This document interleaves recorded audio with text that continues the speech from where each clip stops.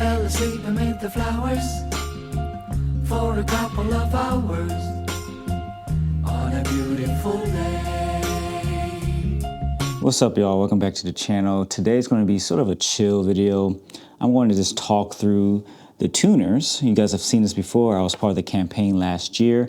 Modular 8, they released these variable detunable adapters that can kind of transform modern still lenses or even cine lenses into a very different type of look and feeling. Right now, what you're looking at is the L1. This is the super baltar look. Don't know what that is? Look it up. This is a lens that is best known for The Godfather. When they first released, it was only E-mount and RF mount for Canon, and then that only went to EF as the lens. And so today I'm going to be using the X-mount version and its PL. This is actually great. We're seeing the expansion of the mounts to go on different cameras. Though there's a small caveat, we'll get to that soon. You can use different lenses outside of autofocus lenses to get a certain look. And the other mount that they have released as well is the L mount. So you can use this on the new Blackmagic full frame, the Leica cameras, Panasonics, you name it. And so in case you also don't know about the tuners, they're variable. So you can change it from the lowest strength to the highest strength, and it completely changes the characteristics of what you're seeing through the camera. Right now, you're at the lowest as you're seeing, and I'm probably at a T2.1, T2.8 maybe.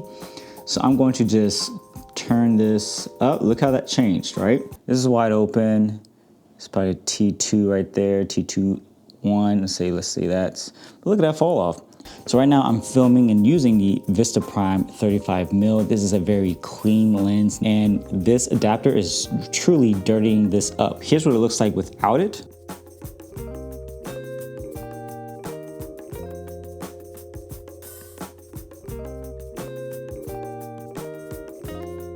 Now look at that clock, man. This is like a little bit of extra bit of swirl here now.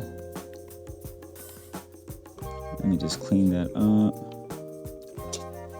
The fact that I can change the strength of my detuning device in real time to get the look that I want and kind of mix it with how strong I want it with the aperture and then the unit itself, like you can't do that with fixed tuned or detuned lenses.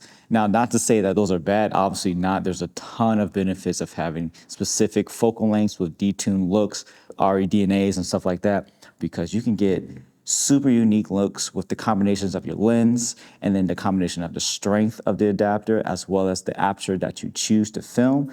The possibilities become endless. There is an element inside the adapter that shifts back and forth. No, this is not a speed booster. Again, this is just a detuning piece of glass that's going to change the characteristics of what you're looking through with the lens that you have attached. So you can see there is some breathing, but you're not gonna probably pull a rack focus. You could. As you can see here, I'm going from minimum to the strongest. It zooms and then you also lose focus. So you're going to have to somehow coordinate, you know, pulling this and pulling focus. I mean, that would be kind of crazy to do, but that would be a cool technique for whatever emotional purpose you have for your film. Like I'm kind of doing now, just like loosey-goosey.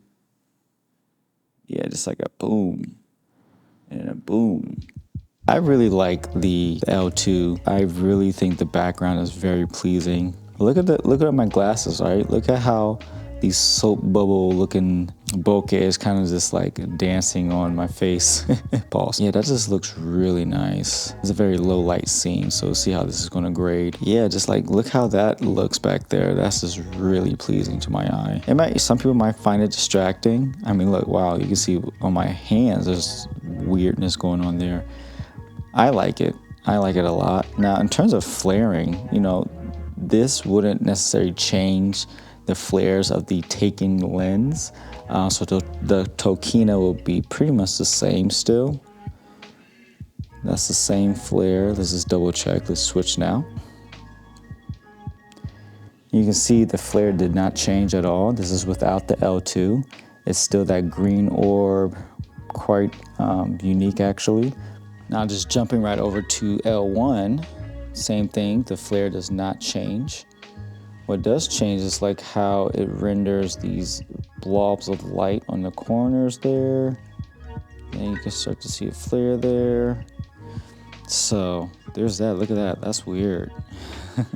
Look at the light source here. So really these tuners only affect the out of focus area. So you see here, this is without, again, the L2. So this is what naturally what the Tokina bokeh looks like in the background, how it renders it. It's a very softer, doesn't have a harder edge, and that's pleasing too, in my opinion. But I like what the K35, the L2 was doing to that background. It made it a little bit more soap bubbly. I might keep saying that, but that's how the best way to describe it.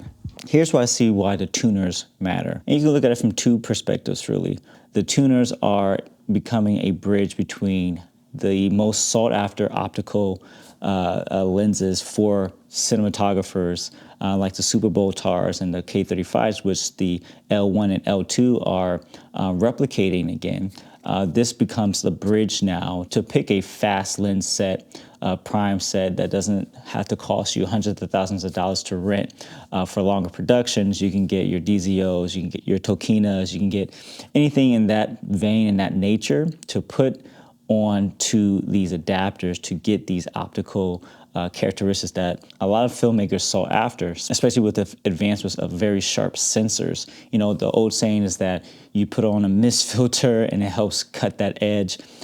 Yes and no, but once you have a optical element in between the lens and the camera, this really starts to bring in some really nice nuances that you just can't get with a filter.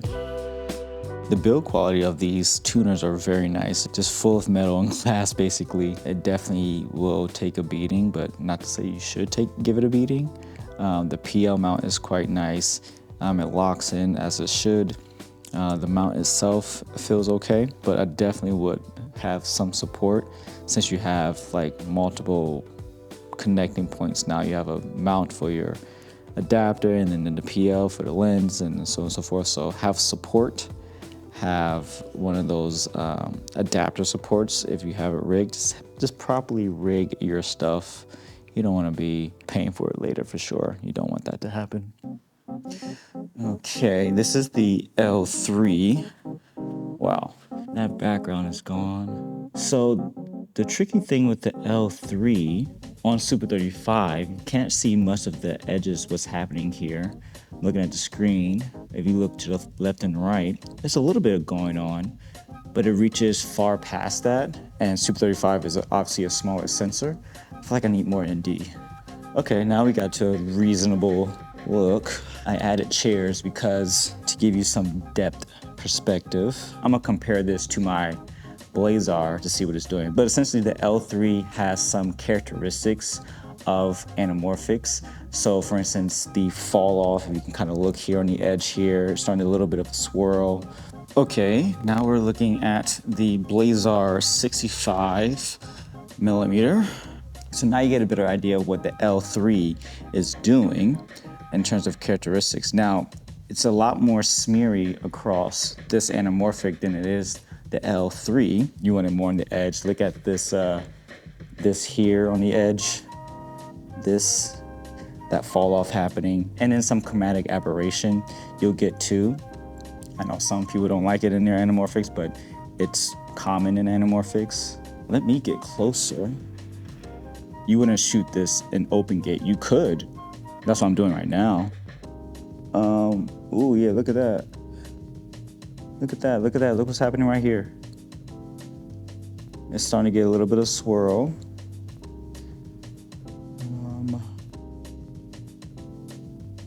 All right, let's see what happens if I stop down. Stopping down, you're gonna lose it a bit. So I'm gonna go down to, never mind, not that much. So this is on its lowest.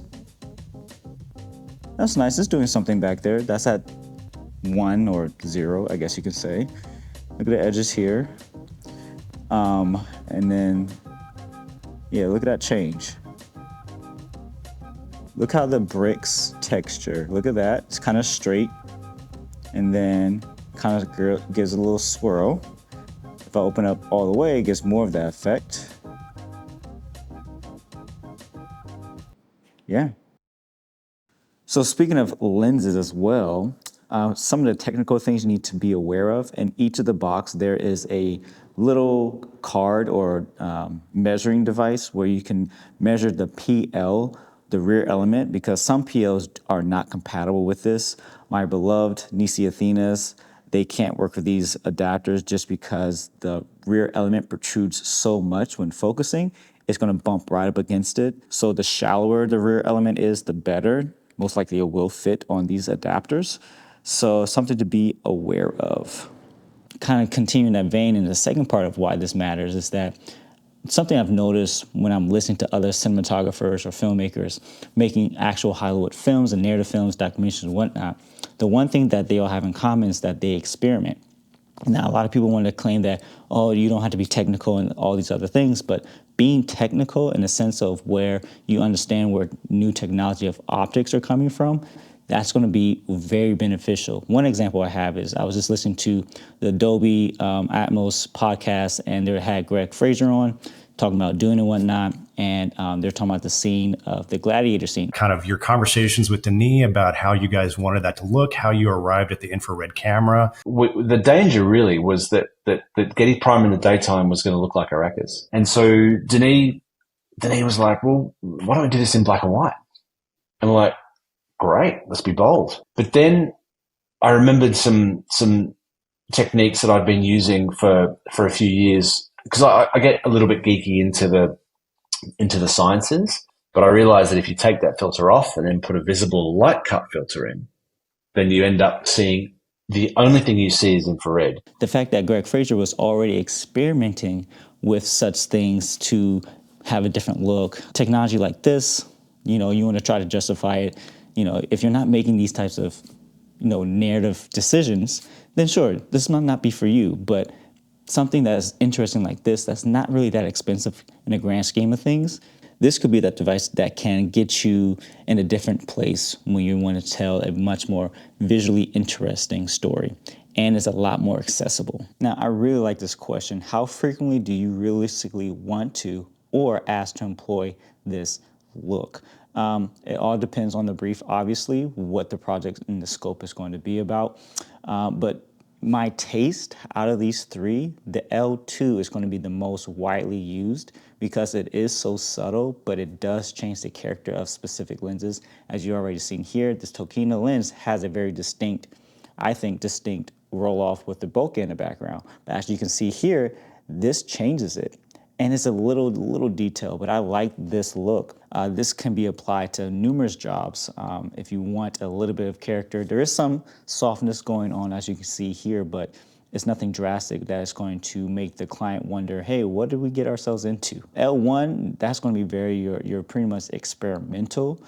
It's a very soft look. You get a lot of character, but you can stop down and get some of that halation and all the other things happening in that image. But if you just stop down just a tad, you don't have to be wide open all the time.